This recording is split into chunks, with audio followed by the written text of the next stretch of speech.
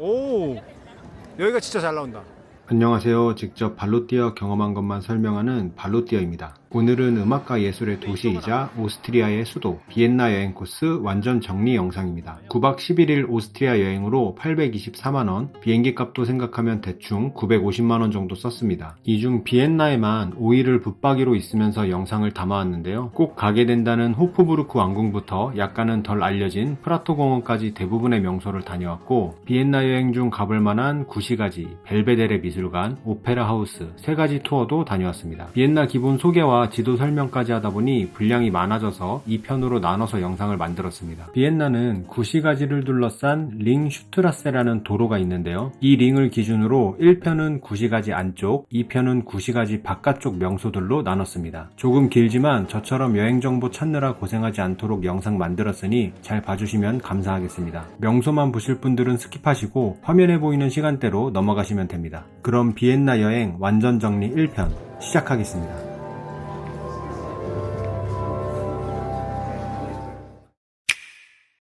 먼저 여행 전에 비엔나에 대해 알아두면 여행이 풍성해지는 배경 지식 정도만 빠르게 짚고 가겠습니다. 오스트리아 여행을 검색해보면 짤츠부르크, 인스부르크, 할슈타트 등 여러 소도시들이 많은데요. 대부분의 소도시들이 알프스 산악지형과 호수 같은 자연 경관이 특출난 데 비해서 비엔나는 제국의 정점이었던 찬란한 역사와 예술을 대표하는 곳입니다. 오스트리아의 수도이자 가장 큰 도시로 자연 경관보다는 궁전이나 미술관이 메인이고요. 면적은 서울보다는 조금 작지만 인구는 200만 명 수준이라 붐비는 느낌은 아닙니다. 도심 동쪽에는 유럽에서 두 번째로 긴 다뉴브 강이 흘러서 한강과 비슷한 느낌도 살짝 납니다. 비엔나는 런던이나 파리 못지않게 유적이 많아서 구시가지 전체가 유네스코 문화유산이다 보니 중심가는 이탈리아처럼 외관을 바꾸는 건축 허가가 나지 않아 19세기 건물들이 대부분입니다. 구시가지가 원래 오스만 티르크 등의 침략을 막기 위한 두꺼운 중세 성벽으로 둘러싸여 있었는데, 요제프 1세 황제가 성벽을 철거하고 구시가지 순환도로를 조성한 시기가 1800년대라서 이 시기에 새로 세워진 건축물들이 지금 구시가지에 남아있는 거죠. 물론 슈테판 대성당 같은 핵심 유적들은 그것보다도 훨씬 이전부터 있던 건물입니다. 유럽 역사에서 절대 빠질 수 없는 가문이 600년간 대제국을 호령한 합스부르크 왕가인데요. 뒤에 명소에서 설명하겠지만 사실 비엔나는 합스부르크 왕가로 시작해서 끝난다고 봐도 됩니다. 왕가가 살았던 호프부르크 왕궁,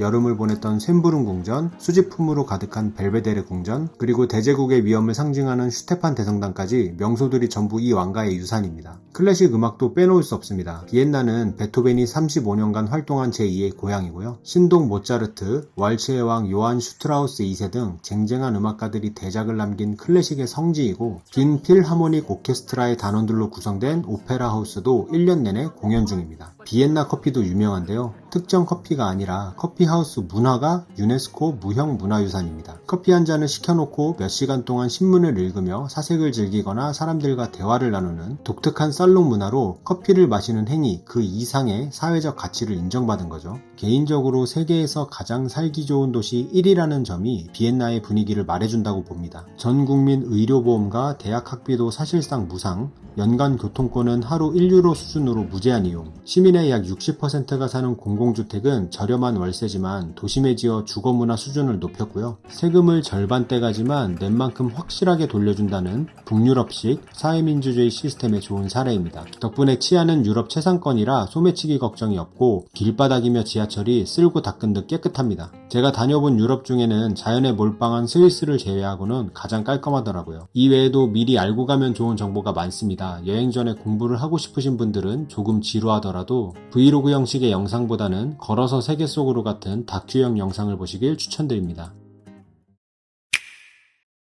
여행 계획은 언제나 각 명소들의 위치가 어딘지 감을 잡는 것부터 시작입니다. 지도를 보시면 비엔나는 오스트리아 내에서도 오른쪽 끝 슬로바키아와 맞닿은 위치에 있고요. 기차로 짤츠부르크까지 2시간 반, 왼쪽 끝자락인 인스부르크까지 4시간 정도 거리입니다. 주변국하고도 가까워서 비엔나를 베이스 캠프로 두고 당일치기 여행하시는 분도 많습니다. 제가 구글어스로 비엔나의 각 명소들을 지도에 표기해뒀는데요. 늘 말씀드리지만 여행 전에는 구글맵보다 구글어스가 3D 3D로 볼 수 있어서 훨씬 좋습니다. 먼저 빨간색은 명소, 파란색은 음식점, 녹색은 디저트와 카페, 보라색은 주요 역, 검정색은 호텔입니다. 가운데 하얗게 테두리 표시한 곳이 링슈트라세라고 부르는 구시가지를 둘러싼 도로입니다. 주요 코스들은 대부분 이 구시가지 안에 모여 있어서 도보로 충분히 소화가 가능합니다. 트램을 타면 이 도로를 따라 테두리를 쭉 도니까 대중교통으로 이동이 편하고요. 링 안쪽에서 슈테판 대성당을 중심으로 반경 1km 안에 호프부르크 왕궁, 성 베드로 성당, 시시박물관, 오페라 극장 등 명소가 모여있고 유명한 카페와 맛집들이 포진해 있습니다. 구시가지를 대표하는 3개의 메인 거리는 막대기로 표시했습니다. 형광색은 콜마르크트 거리, 민트색은 그라벤 거리, 보라색은 케른트너 거리입니다. 그중 그라벤 거리에 슈테판 플라츠 지하철역이 있으니 자주 들르게 되실 텐데요. 주요 이동 거점인 비엔나 중앙역에서 슈테판 플라츠역까지 지하철로 10분 거리, 중앙역 바로 앞 제가 숙박한 호텔에서는 트램으로 20분 정도 거리입니다. 즉 숙소는 굳이 비싼 중심가로 갈 필요 없이 비엔나 중앙역 근처에 잡아도 편하게 이동할 수 있습니다. 링 슈트라세 밖에도 유명한 명소들이 있습니다. 슈테판 플라츠 역을 출발 기준으로 보면 왕가의 여름 별궁이었던 셴부른궁은 시내 서쪽으로 트램이나 지하철로 30분, 아래쪽으로는 비엔나 중앙역 방향으로 가는 사이에 벨베데레 궁전이 트램으로 5분, 그리고 개인적으로 추천하는 프라터 대공원은 동쪽으로 트램 타고 10분 정도입니다. 이 외에는 전부 구시가지에 몰려있으니 디테일하게 계획할 필요 없이 느긋이 걸으면서 둘러보면 됩니다. 제 일정표도 그날그날 기록한 것 뿐이지 사실 계획표는 투어만 잡고 나머지는 빈칸이었습니다. 이 코스들을 비엔나 패스 하나 사서 1박 2일 일정으로 도장 깨기 하고 가시는 분들도 계신데요. 개인적으로는 풀데이로 3일, 저처럼 느긋한 여행 좋아하시는 분은 4일 일정으로 추천드립니다. 저는 와이프가 임신 중이라 많이 걷지 못해서 5일로 잡았는데 딱 좋은 정도였습니다.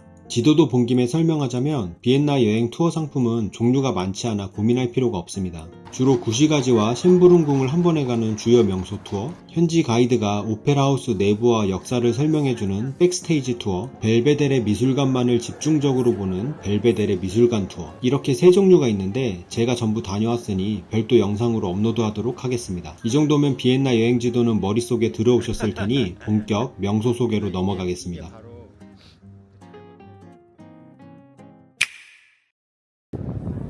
진짜 약간 사그라다 파밀리아 느낌도 나고. 600년 합스부르크 제국의 영혼이자 비엔나의 하늘을 바치는 랜드마크 슈테판 대성당입니다. 위치상 구시가지에서 가장 가운데 부근이고 슈테판 플라츠역을 나오면 바로 보입니다. 높은 첨탑이 우뚝 솟아 있어서 걷다가 몇 번이고 자연스럽게 마주치는 곳인데요. 1147년 처음 지어진 이래 수차례의 붕괴와 재건을 거치며 900년에 가까운 역사를 품은 곳입니다. 이 성당은 합스부르크 가문과 연이 깊습니다. 지금의 고딕 양식 성당을 짓도록 명령한 루돌프 4세 대공은 성당 지하에 자신의 무덤부터 만들라고 할 만큼 이곳에 각별한 애정을 쏟았습니다. 합스부르크 황족들에게는 사후의 시신을 3곳으로 나누어 안치하는 독특한 전통이 있었는데요. 몸은 카이저 그루프트에, 심장은 아우구스티너 교회에, 내장은 이 슈테판 대성당 지하에 묻었습니다. 지금도 성당 지하 카타콤에는 황족들의 장기가 담긴 항아리와 함께 과거 흑사병으로 목숨을 잃은 시민 11,000여 명의 유골이 고스란히 남아있고 투어를 통해 직접 볼 수도 있습니다. 성당은 크게 내부 안쪽 예배당, 지하 카타콤, 북탑, 남탑으로 코스가 구분되어 있는데요. 성당 내부 입장 자체는 무료인데 안쪽으로 들어가서 뭐 좀 보려 하면 전부 유료 구역입니다. 무료 구역에는 특이하게 생긴 돌대야 같은 게 하나 있는데 세레반이라고 부릅니다. 1481년에 만든 세레반으로 모차르트가 여기서 세례를 받은 것으로 알려져 있는데 그건 아니고요. 대신 이 성당에서 결혼식을 올렸고 자녀 2명이 이 세레반에서 세례를 받았습니다. 장례 미사도 이곳에서 치러졌으니 모차르트 인생의 중요한 순간들이 다 여기 모여있는 셈이죠. 자, 이제 유료 구역을 구경할 건데요. 내부 안쪽 예배당, 카타콤, 북탑, 남탑 각각 따로 8유로씩 받습니다. 이 중 카타콤은 개인 자유 관람이 안되고 사전 예약도 안되다 보니 못 보고 왔습니다. 보시려면 무조건 현장에서 줄 서서 결제하고 성당에서 운영하는 가이드 투어로만 입장이 됩니다. 내부는 이렇게 철창으로 구분되어 있는데 중앙 제단이 있는 안쪽 홀은 돈을 내고 들어가야 합니다. 철창 안으로 들어가면 화려한 고딕 양식 설교단과 거대한 제단도 코앞에서 보고 사람이 적으니 복잡한 소음에서 완전히 벗어나 대제국의 경건함을 온전히 느끼기 좋습니다. 무료 구역에서도 성당 내부를 충분히 감상할 수 있지만 경험값으로 아깝지는 않게 본 것 같습니다. 한국어 지원도 됩니다. QR코드가 있는데 번호가 이렇게 있거든? 이 번호에서 이걸 들으면 돼.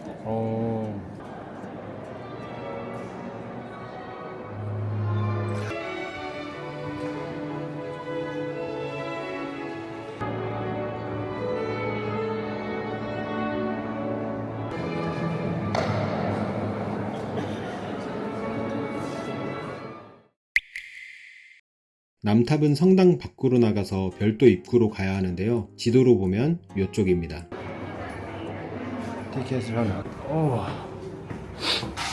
그냥 무한히 돌아야 됩니다. 여기가 이제 중간 지점 정도 되는 것 같습니다. 꼭대기까지 136m 높이 343개의 계단을 걸어 올라가야 하는데 약간 숨차는 정도입니다.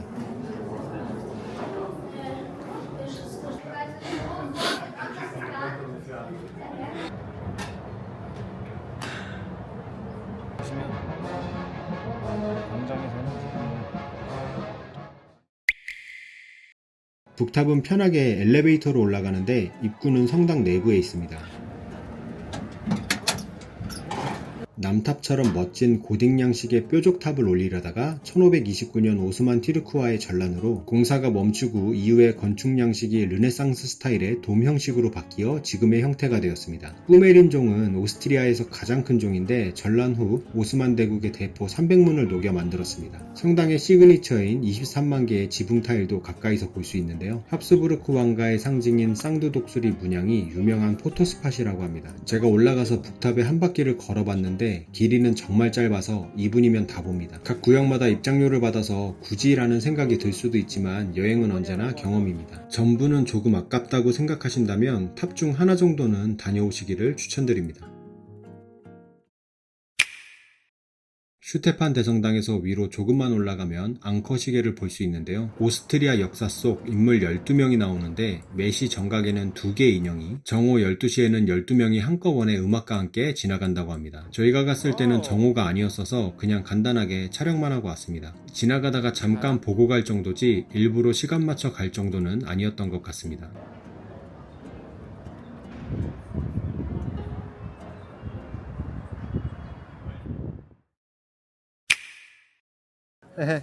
하고서 일로 오세요.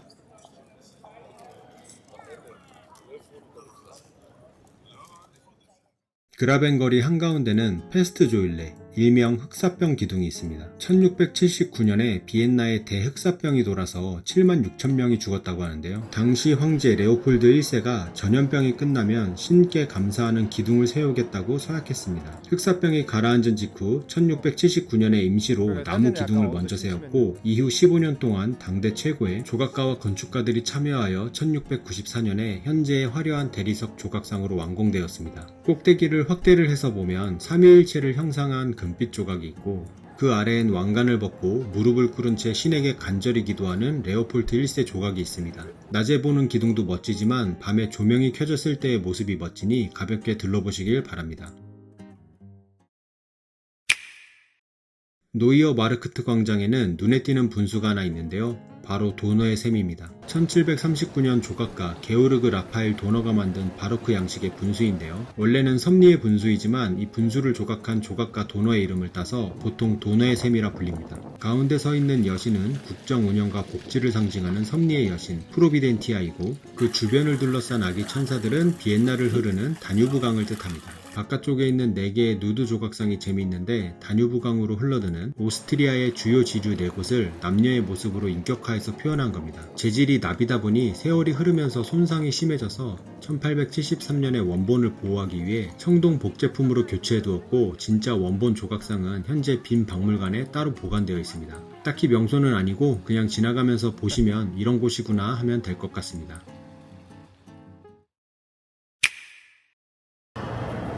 야, 이것도 관인가? 다음은 150명의 합스부르크 황족이 실제로 잠들어 있는 곳 카이저그루프트 황실 묘지입니다. 위치는 방금 보여드린 도너의 셈이 있는 노이어 마르크트 광장의 카푸친 성당 지하에 있습니다. 유명 명소가 아니어서인지 성당 외관이 워낙 조촐해서 모르면 그냥 지나치기 쉽습니다. 사실 여행 코스에서는 종종 빠지는 곳인데요. 저는 가볍게 둘러보기엔 의외로 분위기도 있고 괜찮았습니다. 성인 기준 입장료가 15유로이고 인기 명소처럼 붐비지 않아서 관람하기가 정말 편했습니다.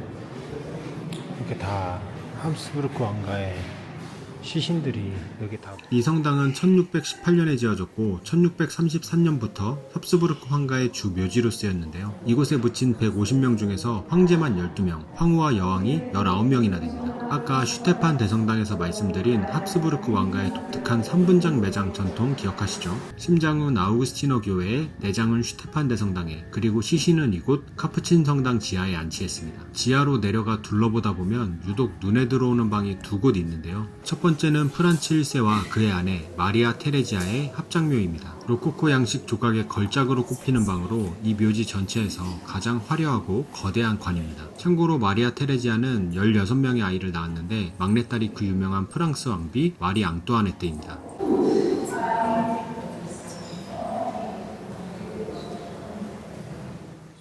그리고 조금 더 안쪽으로 들어가면 1908년에 따로 만들어진 방이 나오는데요. 프란츠 요제프 1세 황제와 황후 엘리자베트, 그리고 아들 루돌프 황태자 세 사람만 나란히 잠들어 있습니다. 여기서 황후 엘리자베트가 바로 그 유명한 시시입니다. 시시의 인생 이야기는 시시박물관에서 다루고 여기서는 이 가족의 비극적인 마지막만 짧게 짚고 가겠습니다. 아들 루돌프 황태자는 1889년 마이얼링 별장에서 연인과 동반 자살로 생을 마감했고요. 시시 본인도 1898년 스위스 제네바에서 이탈리아 무정부주의자에게 암살당했습니다. 가장 화려했던 여제의 관 옆에 이렇게 비극으로 끝난 황제의 가족묘가 따로 조용히 모여있다는 점이 이 묘지의 진짜 볼거리이자 깊은 여운을 주는 포인트인 것 같습니다.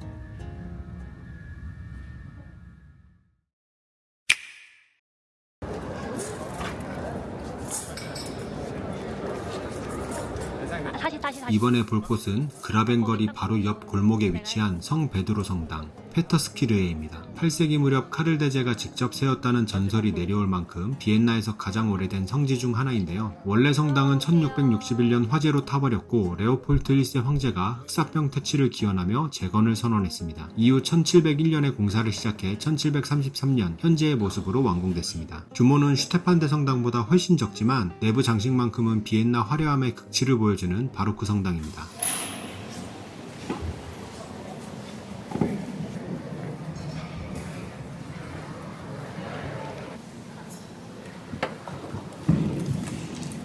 특히 돔 안쪽 천장화는 화가 요한 미하엘 로트마이어의 작품으로 성모 마리아의 대관식을 표현했습니다. 로마의 성 베드로 대성전을 모티브로 지은 곳답게 들어서자마자 웅장한 금빛 장식이 눈을 사로잡습니다. 성당 내부 관람은 무료이며 둘러보는 데는 20분 정도면 충분합니다. 특별 콘서트가 진행될 때를 제외하고 기본적으로 본당 관람에는 비용이 들지 않습니다. 여기서 이용 꿀팁 하나 알려드리자면 매일 오후 3시에 성당 내부에서 무료 오르간 연주회가 열립니다. 성당 특유의 울림이 좋아서 시간에 맞춰 가시면 아주 만족스러운 경험이 된다고 합니다.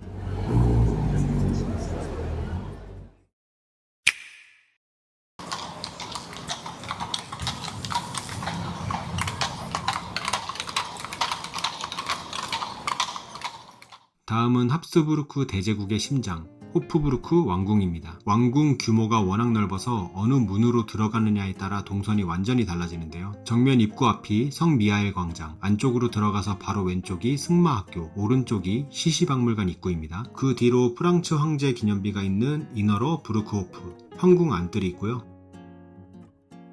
조금 더 지나면 헬덴 광장이 나오고 바로 앞 건물이 노이에부르크라 부르는 신궁정입니다. 좌측에는 시민들에게 개방된 왕궁정원, 이곳에 모차르트 동상이 있고요. 아래쪽으로는 합스부르크 가문의 심장을 안치하는 성 아우구스티누스 성당, 그 옆으로 원래는 미술관이지만 2층 테라스에서 오페라하우스 인생샷을 남기는 알베르티나 광장, 이렇게 모든 건물들이 모여서 호프부르크 왕궁이 되는 겁니다. 저희는 쇼핑거리인 콜마르크트 끝자락 초록색 도미 우뚝선 미하엘문과 미하엘 광장 쪽으로 진입했습니다. 이 거리에서 호프부르크 궁을 배경으로 두고 찍는 것도 멋지게 잘 나옵니다. 와, 너무 멋지다. 광장 한가운데에 서면 바닥 아래로 내려다 보이는 고대 돌무더기 유적을 만날 수 있습니다. 과거 비엔나의 시작점이자 로마군 주둔지였던 빈도 보나의 실제 유적입니다. 1990년대 초 광장 재정비 과정에서 발굴되어 지금처럼 야외에 그대로 보존해 두었습니다. 19세기 화려한 궁전 한가운데서 2000년 전 로마의 흔적을 동시에 감상하는 셈입니다. 이 광장을 병풍처럼 둘러싼 미하엘문 내부로 들어서면 시시박물관과 황실 아파트로 연결됩니다. 갑시다. 유럽에서 가장 화려했지만 동시에 가장 자유를 갈망했던 여인의 기록, 바로 시시 박물관입니다. 2004년에 개관한 이곳은 신화처럼 미화된 예쁜 황후가 아니라 인간 엘리자베트의 진짜 숨겨진 삶과 비극을 보여주기 위해 기획된 박물관입니다. 티켓 종류가 많아서 고민이 될 수 있는데 제가 딱 깔끔하게 정리해드리겠습니다. 저희가 구매한 건 제일 기본인 20유로짜리 통합권입니다. 오이드 가이드가 포함되어 있어서 시시 박물관과 황실 아파트를 자유롭게 둘러보는 구성인데요. 입장 시간이 15분 단위로 엄격하게 지정되기 때문에 최소 2-3주 전 사전 예매는 필수입니다. 원래 이 티켓으로 은식기 박물관까지 같이 볼 수 있었는데 현재 리모델링 공사로 휴관 중입니다. 현장 가이드 해설이 나오는 25유로짜리 투어권도 있지만 영어 투어는 하루에 오후 2시 딱 한 타임뿐이라 시간 맞추기가 쉽지 않습니다. 쉔브룬 궁전까지 묶어서 보는 60유로 상당의 통합 패스권도 있는데요. 저처럼 쉔브룬 궁전 가이드 투어를 따로 신청하신 분들은 굳이 살 필요 없이 20유로 기본권만 끊으시면 됩니다. 박물관에 들어서기 전 시시라는 인물에 대해 조금 알고 보면 훨씬 재밌습니다. 본명은 엘리자베트인데 서명에 쓴 글씨를 친척들이 잘못 읽으면서 평생 시시라는 별명으로 불리게 되었습니다. 바이에른의 자유분방한 가문에서 자라 16나이에 신성 로마 제국 황제 프란츠 요제프 1세와 결혼하며 황후가 됩니다. 문제는 20살도 안 된 소녀에게 합스부르크 왕가의 엄격한 궁정 예법은 감옥이나 다름없었다는 건데요. 답답한 현실을 벗어나기 위해 그녀가 집착한 건 바로 미모와 몸매 관리였습니다. 키 172cm에 평생 체중 50kg, 허리둘레 20인치를 유지하려고 매일 체중을 재며 코르셋을 바짝 조였고요. 방마다 체육기구를 설치해 운동에 매달렸고 발목까지 오는 머리카락을 감는 데만 온 하루를 썼다고 합니다. 이런 파란만장한 삶 때문에 전시관도 소녀 시절, 궁정생활, 도피, 암살 등 6개 테마로 나뉘어 있습니다. 실제 입었던 드레스와 장신구부터 직접 그린 미니 문구함, 그리고 그녀가 타고 유럽을 누비던 전용 열차 객실 제연품까지 300점이 넘는 유물이 알차게 전시되어 있습니다. 전시는 자연스럽게 황제가 실제로 거주했던 황실 아파트로 이어집니다. 약 20개의 방을 둘러보게 되는데 가장 인상 깊은 곳은 프란츠 요제프 황제의 집무실입니다. 매일 새벽 3시 반에 일어난 워커홀릭 황제였지만 정작 자신이 쓰던 침대는 조촐한 철제 야전 침대였고 책상 바로 위엔 늘 아내 시시의 초상화를 걸어둘 만큼 지독한 사랑꾼이었습니다. 하지만 이 사랑 이야기의 결말은 비극이었는데요. 황제의 집착적인 사랑과 답답한 궁정생활을 견디지 못한 시시는 평생을 해외로 떠들며 방랑했고 결국 1898년 스위스 여행 중 무정부주의자의 칼에 찔려 억울하게 암살당하는 비극으로 생을 마감했습니다. 화려함 뒤에 숨겨진 황실의 외로움과 비극을 느끼다 보면 1시간이 금방 지나갑니다.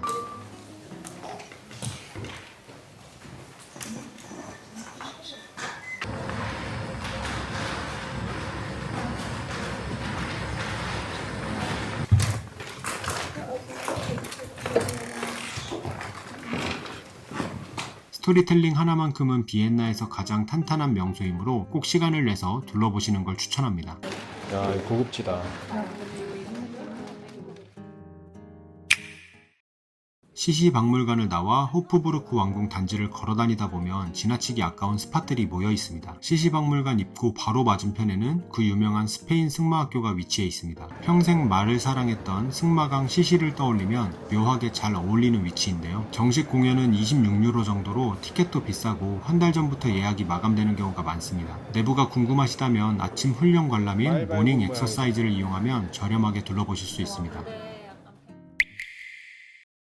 다음으로 발걸음을 옮긴 곳은 왕궁 안쪽의 중심 광장, 이너로 부르크호프입니다. 광장 중앙에는 신성 로마 제국의 마지막 황제 프란츠 2세의 청동상이 서 있는데요. 신성 로마 제국 기준으로는 프란츠 2세였지만 나폴레옹 때문에 1806년 신성 로마 제국이 해체되고 오스트리아 제국이 창건되면서 오스트리아 기준으로는 프란츠 1세로 표기합니다. 기단부에는 나의 사랑을 나의 백성에게라는 라틴어 유언이 새겨져 있고 내 모퉁이에는 평화와 정의, 힘과 신의를 상징하는 여신상들이 자리를 지키고 있습니다. 기단부조에는 상업, 농업, 과학, 예술 등 제국을 지탱했던 주요 산업들이 세밀하게 조각되어 있습니다.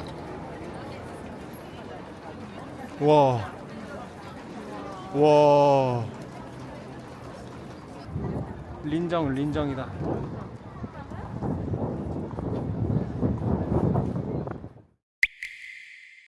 여기서 조금 더 걸어가면 탁 트인 헬덴 광장, 즉 영웅 광장이 나타납니다. 오스만 제국과 프랑스군을 물리친 두 명장 오이겐공과 카를 대공의 거대한 기마상이 마주보고 서 있는 광장인데요. 기마상의 뒷 배경이 되는 건물은 프란츠 요제프 1세가 계획했던 거대한 제국 광장의 일부로 웅장한 반원형 외관이 시선을 사로잡는 노이에부르크, 일명 신궁전입니다. 당초 마주보는 쌍둥이 궁전으로 기획되었으나 제국의 몰락과 예산 부족으로 한쪽만 완성된 미완의 건축물인데요. 현재는 국립도서관과 에페소스 박물관 등 여러 전시관이 들어서 관광객들을 맞이하고 있습니다. 아돌프 히틀러가 1938년 3월 15일 노이에부르크의 발코니에서 영웅 광장을 바라보며 오스트리아가 나치 제3국에 합병되었음을 알리는 안슐루스를 선포한 자리로 유명합니다. 우리 나중에 말게.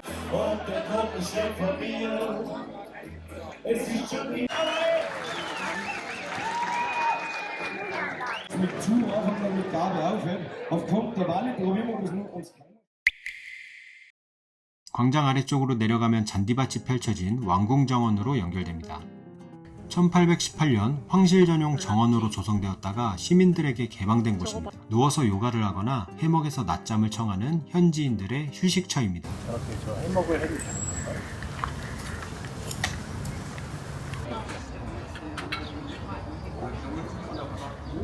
갑자기 누울다 요가도 하는 거야? 임산부는 다들 뒷등이야, 뒷등이. 임산부를 모욕하지 마.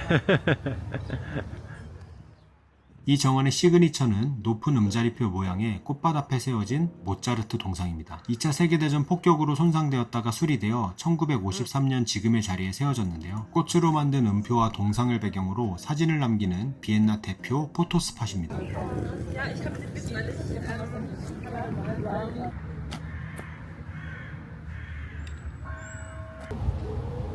와.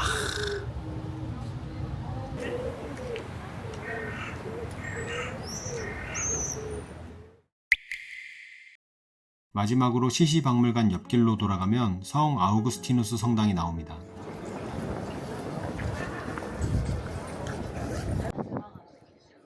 여기가 이제 뭐 하고 있다.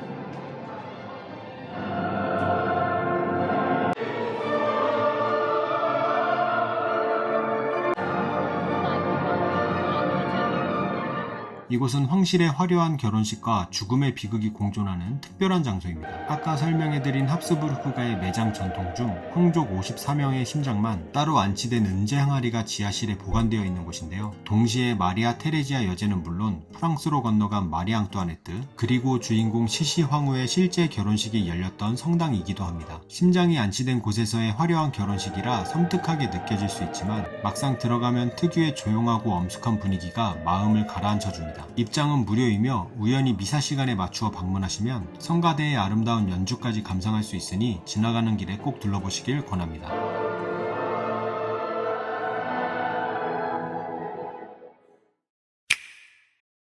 구시가지 도보여행의 마지막을 장식할 곳은 세계 3대 오페라 하우스 중 하나인 빈 국립 오페라 극장입니다. 1869년 개관 당시 모차르트의 돈 조반니가 첫 무대에 올려진 역사적인 장소인데요. 사실 개관 초기에는 건물 높이가 생각보다 낮다며 시민들의 혹평을 받는 바람에 건축가가 충격을 받고 자살하는 비운의 역사도 품고 있습니다. 이후 2차 세계대전 폭격으로 크게 파손되었다가 1995년 베토벤의 피델리오 공연과 함께 지금의 모습으로 재개관했습니다. 이곳이 진짜 대단한 건 말도 안 되는 공연 소화량과 시스템 때문입니다. 보통 한국에서는 한 작품을 몇 달씩 장기 공연하는 것이 일반적인데요. 여기는 한 시즌 동안 오페라 60여 편, 발레 20여 편을 돌려가며 상연하는데 1년 내내 거의 매일 다른 작품이 무대에 오른다는 뜻입니다. 말 그대로 세계에서 가장 바쁘게 돌아가는 공연장인 셈입니다. 공연을 직접 관람하는 방법도 있지만 저희 일정에는 고가의 좌석만 남아서 포기했는데요. 만일 저렴하게 분위기만 느끼고 싶다면 당일 현장 판매하는 15유로 안팎의 입석 티켓을 노려보시는 것도 방법입니다. 저희처럼 공연 대신 건물 내부를 구석구석 구경하고 싶다면 극장 자체에서 운영하는 가이드 투어를 추천합니다. 내부에 들어서면 가장 먼저 화려한 대리석으로 꾸며진 메인 대계단과 조각상들이 시선을 사로잡는데요. 붉은 벨벳 관람석과 거대한 샹들리에까지 건물 내부 자체가 하나의 거대한 미술관입니다. 특히 일반 입장으로는 볼 수 없는 무대 뒤편의 정교한 기계 시스템과 VIP 전용 휴게실까지 둘러볼 수 있어서 비용과 시간이 전혀 아깝지 않았습니다. 투어 동선과 예약 팁은 나중에 비엔나 3대 투어 편에서 더 디테일하게 다루도록 하겠습니다. 오페라 극장을 나오셨다면 바로 옆 알베르티나 미술관 2층 야외 테라스도 꼭 올라가 보시길 권합니다. 여기서 계단 오를 수 있나?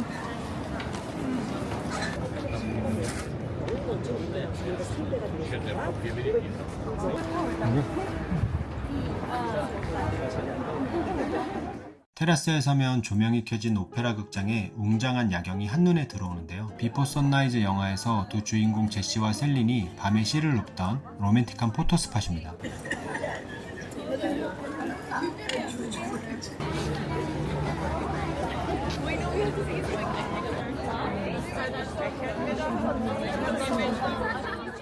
알베르티나는 원래 합스부르크 왕가의 저택이었고 현재는 모네부터 피카소까지 거장의 작품을 소장한 미술관이지만 보통 여행자들도 미술관까지는 가지 않고 그냥 야경 포인트로만 들르는 편인 것 같습니다. 낮에 찾아도 예쁜 사진을 건질 수 있으니 구시가지 일정을 마무리하며 둘러보시는 걸 추천합니다.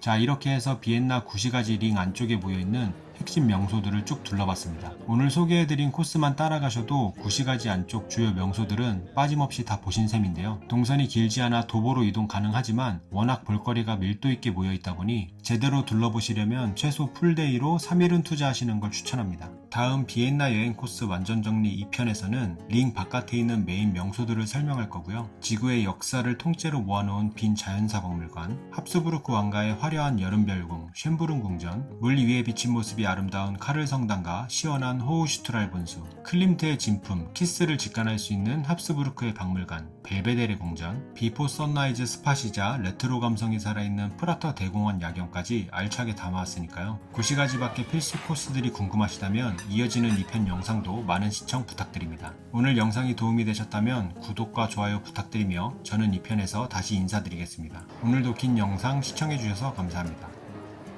끝!